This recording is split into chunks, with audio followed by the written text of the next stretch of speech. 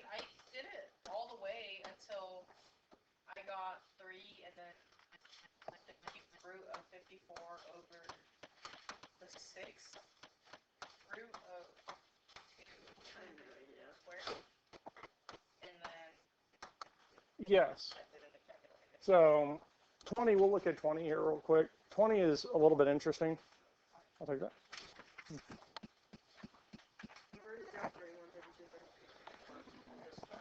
So the bottom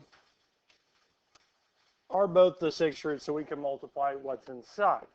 Now, we could rewrite that as the 6th root of 4, because our 2 times 2 is 4. But we are going to need to simplify that radical. So if we write it as 4, we're going to have to rewrite it back as 2 squared. I don't see a whole lot of reason to do that. On top, we can multiply these 2 terms, and we will need to simplify if needed. 3, as it simplifies it, because we can multiply together, which would give us 54. 18 times 3 would be 54. But I want to look at the factors of 18, which would be 2 and 9, 3 and 3. So 18 is 2 times 3 to the squared.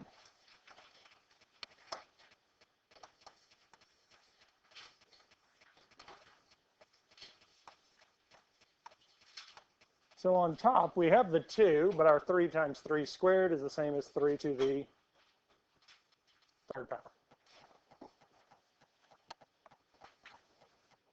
Well, since we're in this same line, let's go on and simplify this here. The cubed root of 3 to the 3rd is 3. I can't take the cubed root of 2. Just cubed root of 2.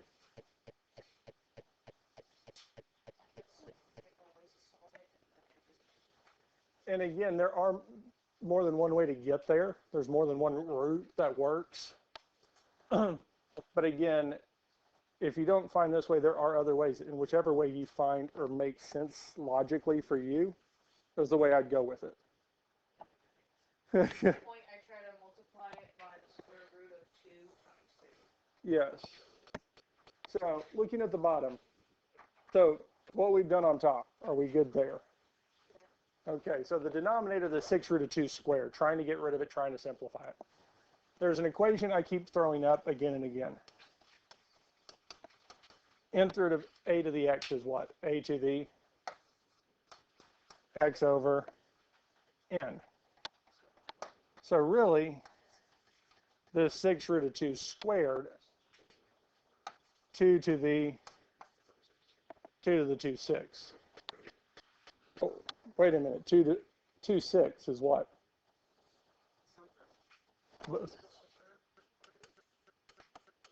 So because that power and root had a term in common, the 6th root of 2 squared to the 6th root of 4 is actually the same value as 2 to the 1/3, or the what?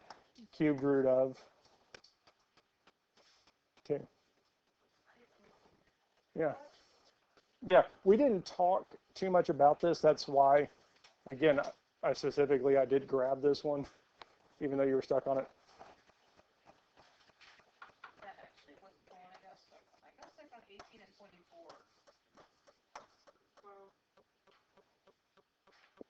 So we'll look at that one in a second.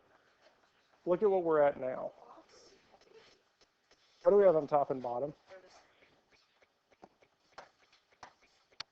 Wow.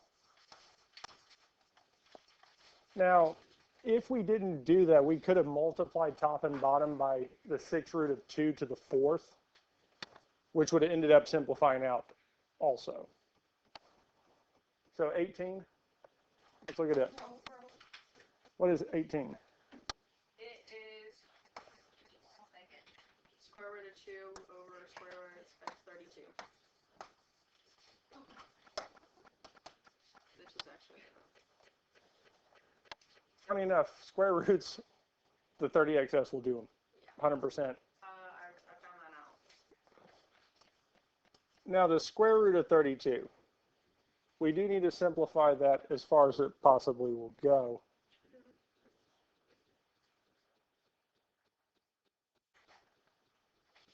Well,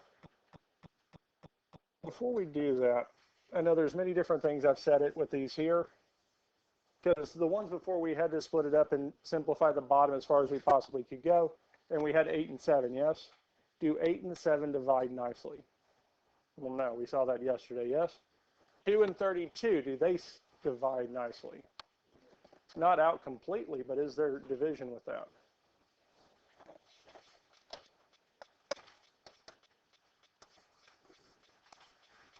Because 2 over 32 is the same as the square root of what? 1 over,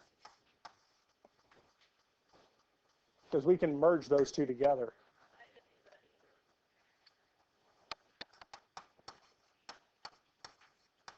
Because this is our quotient property. If we have the same radical being divided, we can make it into one fraction with what's inside being divided. 2 over 32 is 1/16. Break it back apart. Square root of 1 over the square root of 16. Square root of 1 is square root of 16. Buddy. What the heck? I got 2 over the square root of 128. And then square, yeah.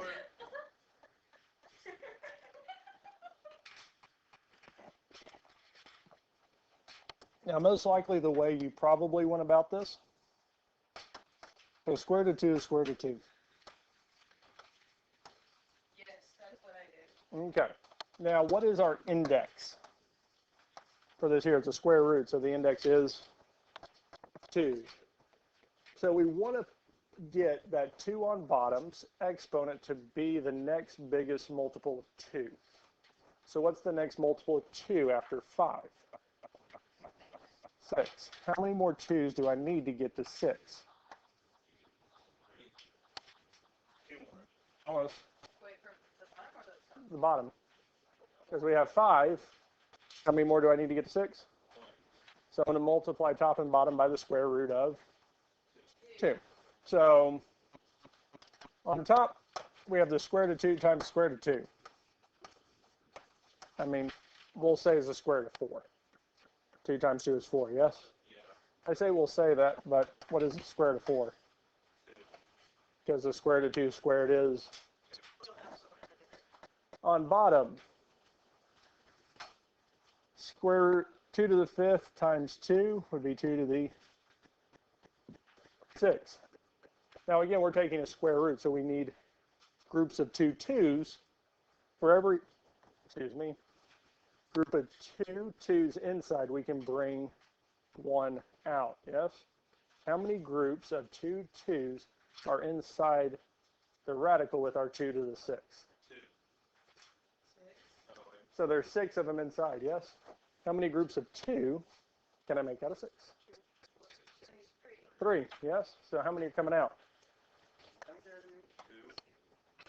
There's 3 groups of 3 groups of 2 and 6, because 3 times 2 is 6. So we have 2 over 2 to the 3rd. So we have 2 over 8.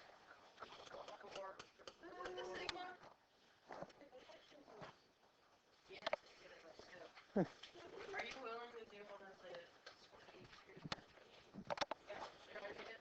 the... I choose 31. 31, is it one of the fraction ones? Well, no, I got that Yeah. one, but it doesn't look... Oh. Yeah, the 30xs will do all of those for us. Oh. The 30, yeah, those there, the calculus. I simplified The big thing with those is that there cannot be a radical in the bottom of the fraction. It's not. So if it's just a number, you're good. That's the only thing. I did. Yeah. Questions? 18. Oh, yes, please.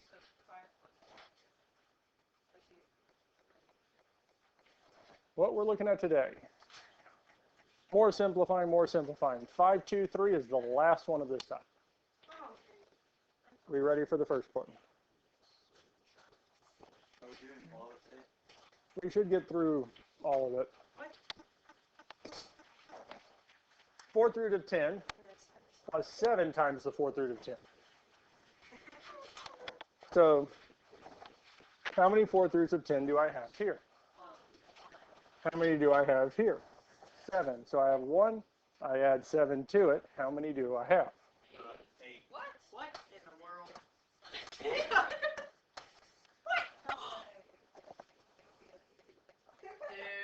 Here, because both of these have the fourth root of 10 in common, yes? So if I factor it out from the fourth root of 10, I have 1. From the other, if I factor that out, I'm left with 7. Well, 1 plus 7 is 8. Because even though they both have radicals, since they are the same radical, we can add them or subtract them from each other. 8 to the 1/5 is just a rational exponent. It's another way to write radicals, yes? So with this first one here, how many eights to the 1/5 do I have? And the other one, how many 8s to the 1/5 do I have? 10. So how many of them do I have total? Because I have that same radical term for both, we can add the coefficients, yes? Yeah, because that's the only way we can add or subtract is if those are the same. We're talking about the same units. They are like terms.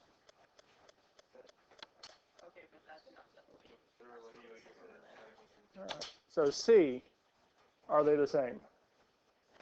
No. But if we're going to be able to subtract, can we simplify the cubed root of 2? No. That's as simplified as it gets. We can't get any simpler. So if we're going to be able to subtract, I need to rewrite the cubed root of 54 as something times the cubed root of what? 2. The only way we can add or subtract is if they are both the same. They both have that cubed root of 2. So that means we're going to need to simplify this cubed root of 54 as something times the cubed root of 2, yes? Well, we know one factor of 54 that won't reduce is what? 2. So we know whatever times 2, that gives us 54. The other number should reduce, yes? Well, what times 2 is 54? Can I take the cubed root of 27? Yeah. It is?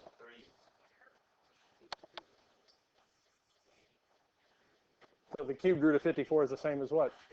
3 cubed roots of 2. 2 cubed roots of.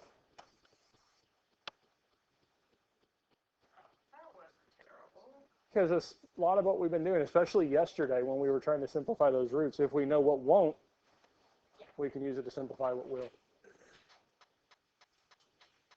Because I know that 2 won't factor or simplify out, so we can use it to get the part that does. Questions on this here? 7 times the 5th root of 12 minus 5th root of 12 is 6 times the 5th root of 12.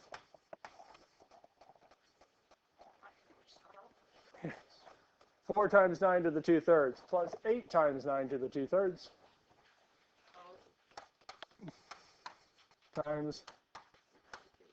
times 9 to the 2/3.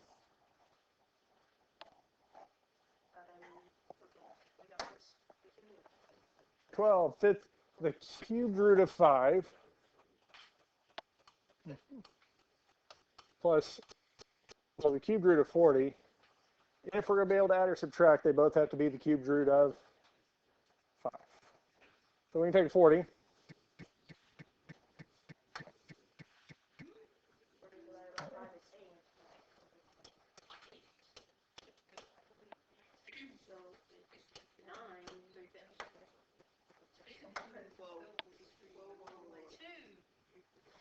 Wait, so are we always going to do... What is interesting there? Oh, wait, never mind. Cubed root of 8. I understand. This here? Mhm. So it's just 3. So if it's 4th root, 5th root, the root's going to change, but we know that the radicals have to be the same, to be able to add. Now, since one of them is already simplified as it gets, we can't simplify the cubed root of 5.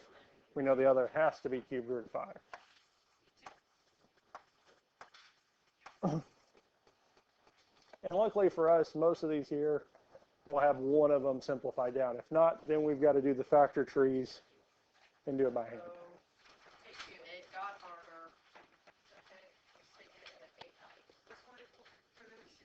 Which is, dang it. So,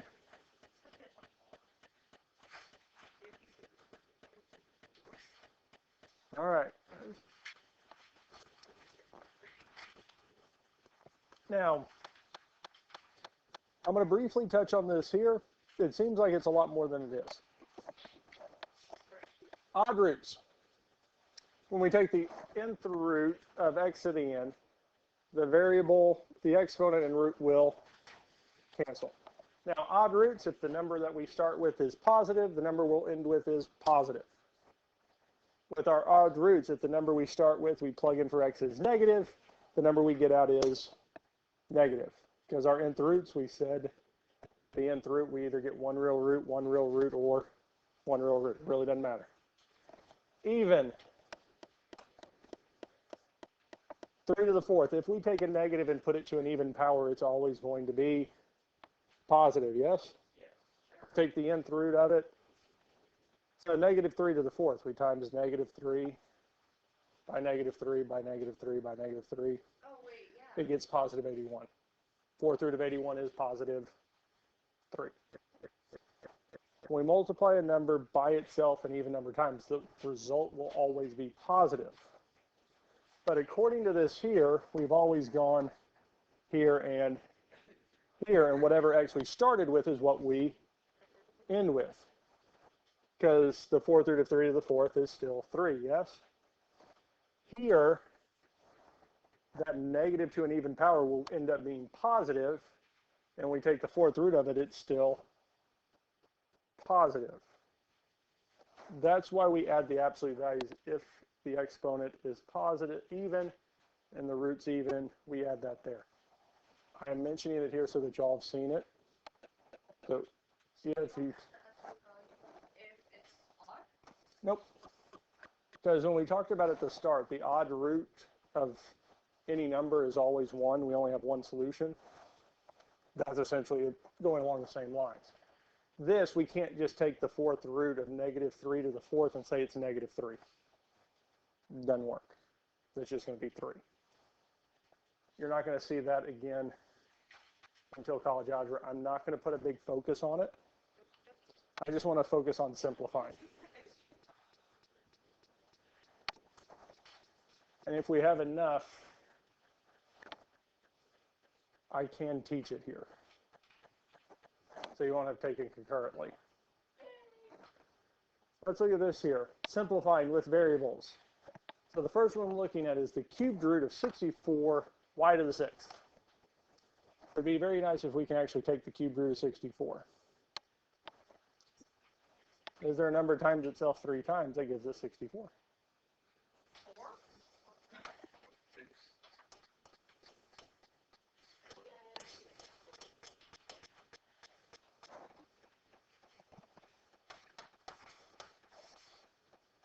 Now we need to see how many groups of 3 y's we can take out of y to the 6th.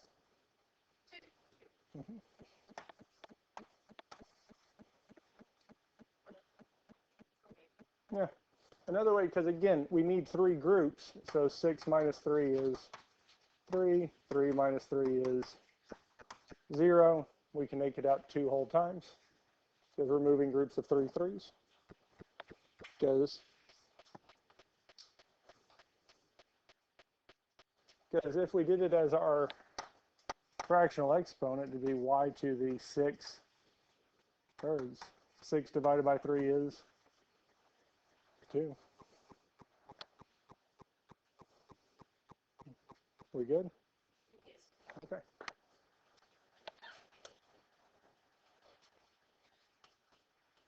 Fourth root of x to the 4th over y to the 8th.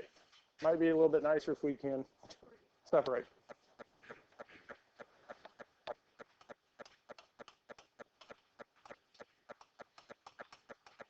Now, this here, the numerator is nicer than the denominator. Okay? Fourth root of x to the fourth is x. Now, the fourth root of y to the eighth, it would indeed be y squared, because we have two groups of 4 y's that we can take out of that there. Okay?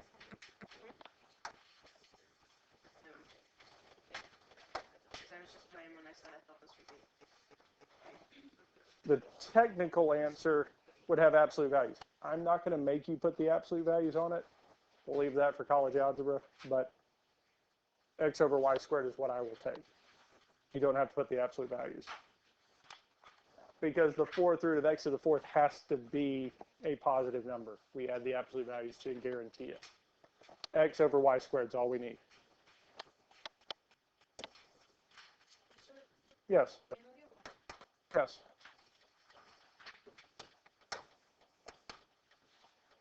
Cubed root of 27d to the 12th. Okay. Almost. D to the fourth. Because we can take 4 groups of our d's out of this radical.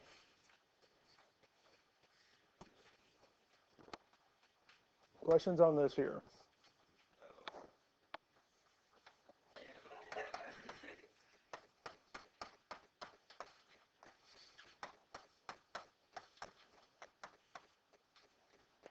Fourth root of x to the fourth over y to the 16th. Fourth root of x to the fourth is x on top, yes. Now the fourth root of y to the 16, how many groups of 4 can we take out of 16? 4. So it'd be x over y to the fourth. Do the fours cancel out on top? No. So it'd be x, really, we'd have the absolute value of x, because any number we plugged in, we work from the inside out. So we would apply that power of 4 first, which if it was negative, if the x value was negative, it'd make it positive. Taking the fourth root would still be positive. If it's positive, fourth root's still going to be positive, or fourth power would be positive, fourth root would still be positive. That's why we have that absolute value. Because as it is now, if x was negative, it'd still be negative. It has to be positive, yeah. All right. Write each expression in the simplest of form. Assume all variables are positive. So the whole absolute value thing, by that statement says we ignore it. Okay? So essentially we're saying we assume all variables are positive. Any case where it could be negative or 0, we're throwing out. We're just wanting to say that they're positive values. Okay? Now with these here, the way I would simplify it is work from left to right. One term at a time. So our first term is 4. Can we take the fifth root of 4? So he stays. He stays. A to the 8th. So the exponent is 8, yes? Yeah. With variables or in numbers, if the exponent's bigger than that index, there are going to become some coming out. How many groups of 5 can I take out of 8? 1. Because 8, I can take out 1 group of 5, yes? Yeah. Which leaves me with 3. Can I take out another group of 5? No. So inside, we have 3 left over. Outside, we have a. Is the cubed root, or the fifth root of a to the 8th? Because any group of 5, that 5 over 5 would reduce. So one of those fifth powers, or another way to think of it is the same as a to the 5th. So if there was 2 groups, it would be 2a? Uh-huh. Oh, that is awesome.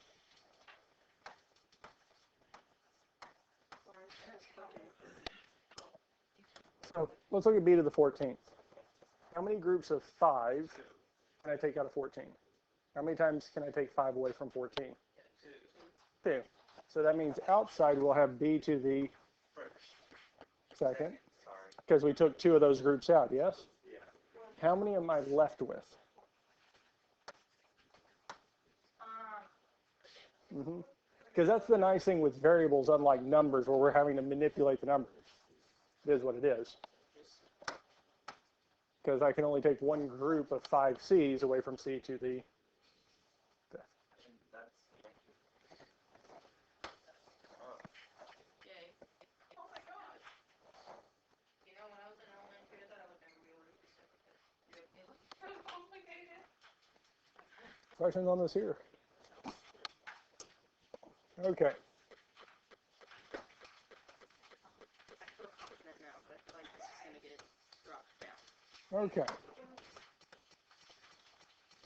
So the issue with this is the fact that the denominator has a radical, yes? Can I take an even amount of y's out with our cubed root? Well, the exponent's what? 8? Does 8 divide by 3 nicely? No, so there's not an even number of y's that I can get out of this in radical. What is the next exponent after 8 that would? 9, yes? So I have 8. How many more do I need? 1. So I'm going to multiply the top and bottom by the cubed root of y. Because on bottom, we would have the cubed root of y to the 9th, which that would simplify to y to the 3rd.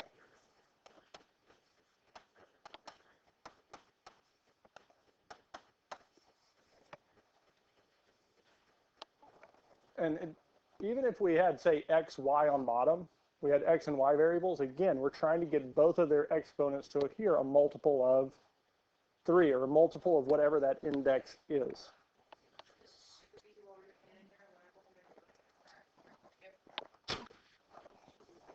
Actually, yesterday I wasn't getting it at all, and now I'm getting it, so maybe that's the difference. But again, I would definitely say go home, try it. If you do get stuck, ask questions.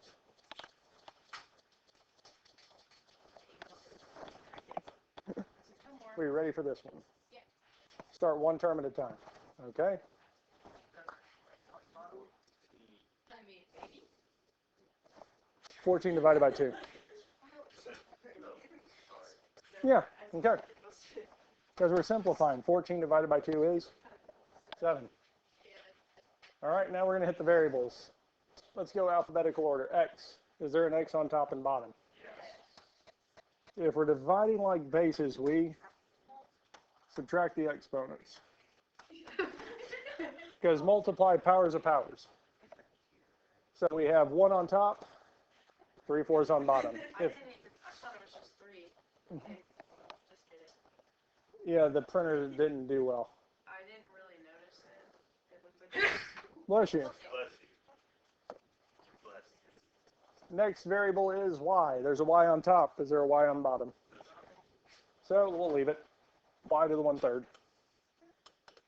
Last variable is z to the -6. We can't leave the exponent negative, so to make it positive, we're going to root it to the top. Because to change the exponent from positive to negative or negative to positive is to move it either from the bottom to the top or top to the bottom. 1/4 minus 3/4. Or sorry, 1 minus 3/4. 1/4. Y to the 1/3. Z to the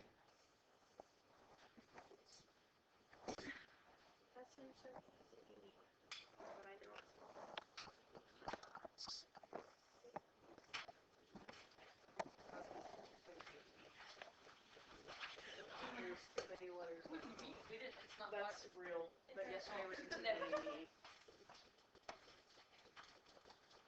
cubed root of 2a to the 13, b to the 3rd, c to the 8th. Can we take the cubed root of 2? No.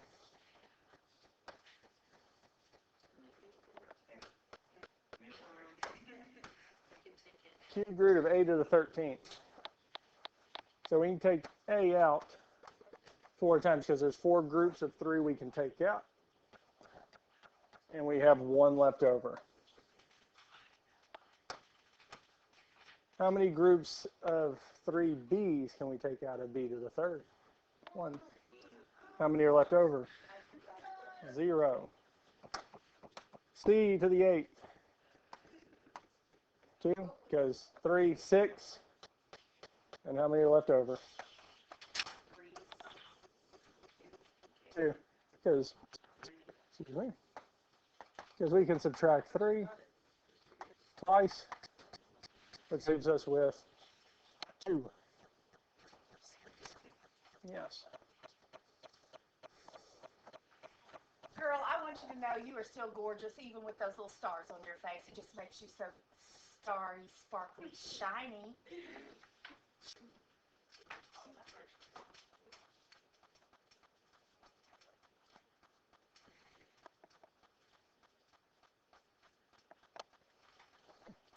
Thank you.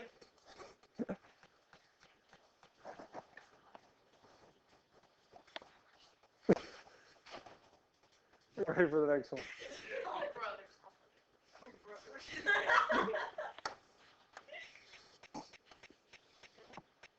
So here, x squared over the cubed root of y to the 13th.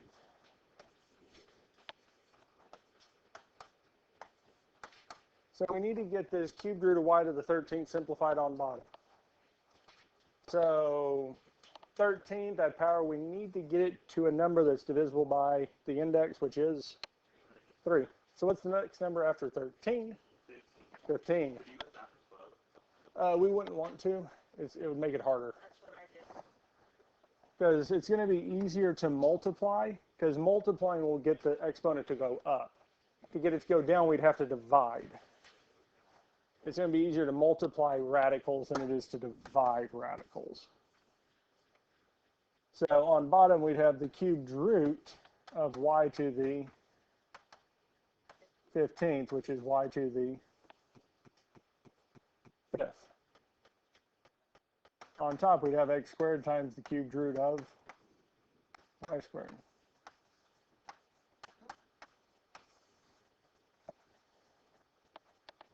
Whatever variables we're multiplying it by to get it to that next exponent, that next power that we want, the variable's exponent, so in this case y's exponent, will never be bigger than the root.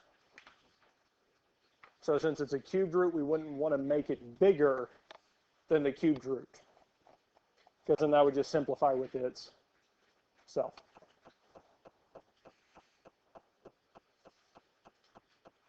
(16) over 8. 2. X over x to the 2/3. Well, that'd be x to the 1 minus 2/3, because when we divide like bases, we subtract the exponents. Y to the 1/3, since it doesn't have any other like terms, exponent's positive, we're good there. Z to the -4th. To make it positive, we move it to the top.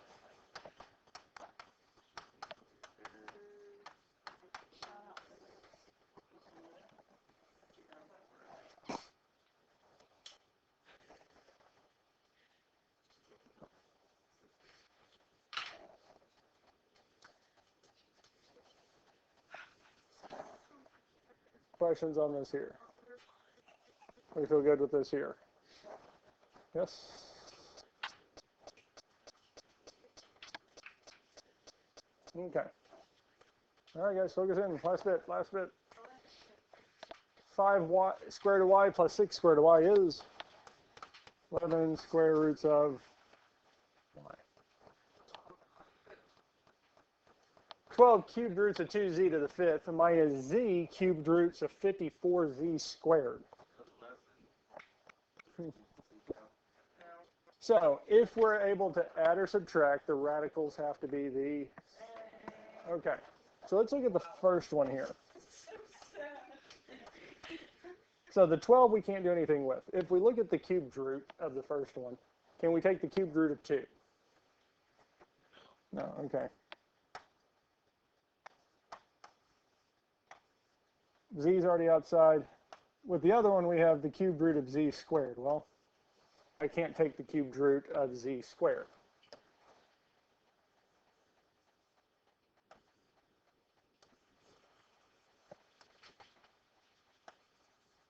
I'm just erasing that because I didn't like the fact that that looked like z cubed, not z times the cubed root.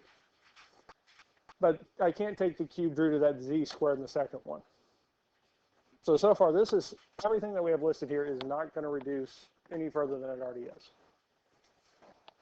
But if these are going to be the same, well, I know that the second one needs to have a 2. And the first one, that z to the 5th, is going to have to become z squared.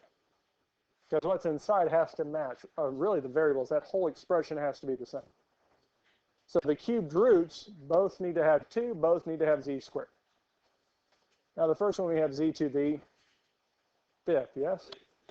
How many groups of 3z can we remove? 1. And how many are left over? So it gives us 2 times the cubed root of 2z cubed. The other one does have the z outside, yes? Cubed root. The only thing we haven't done is change the 54 into having a 2 inside and the number out front, yes? So 2 is going to be inside. So like we did earlier, I can take 54 and divide it by 5. 2 when we get, can we take the cubed root of it? 3.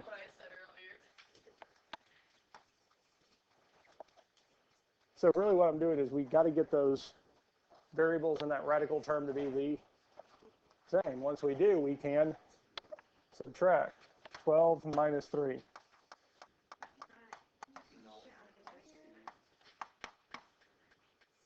wait, what the heck?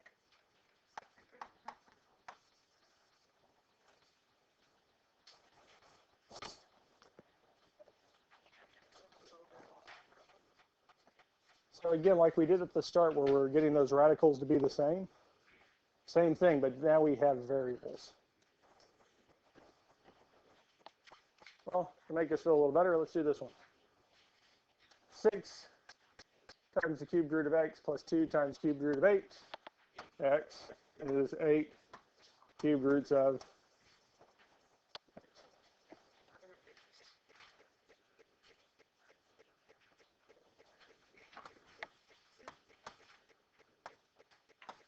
So we know that these radicals are going to have to be the same, yes? And the first one, can we take the 4th root of 3? No. Can we take the 4th root of p to the 6th? No, yeah.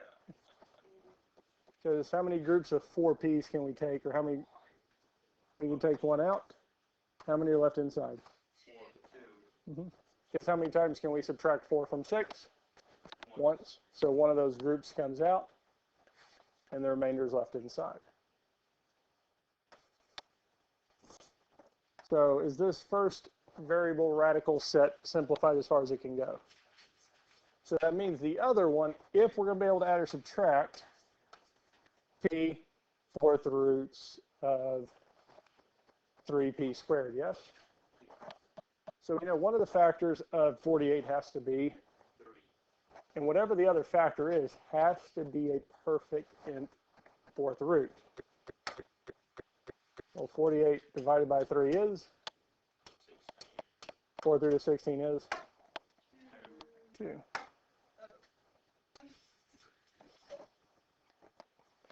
16 minus 2. P times the 4th root of?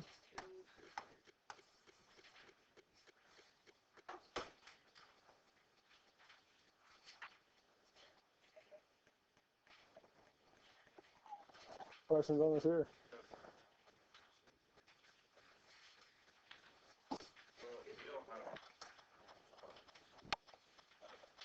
So I'm going to give you a worksheet.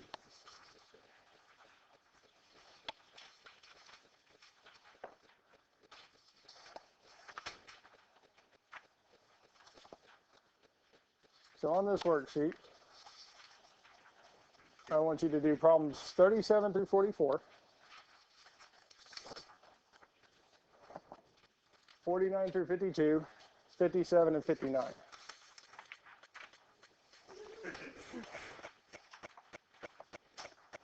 Is that two? Yep. So on this worksheet, 37 through 44, 49 through 52, 57, 59.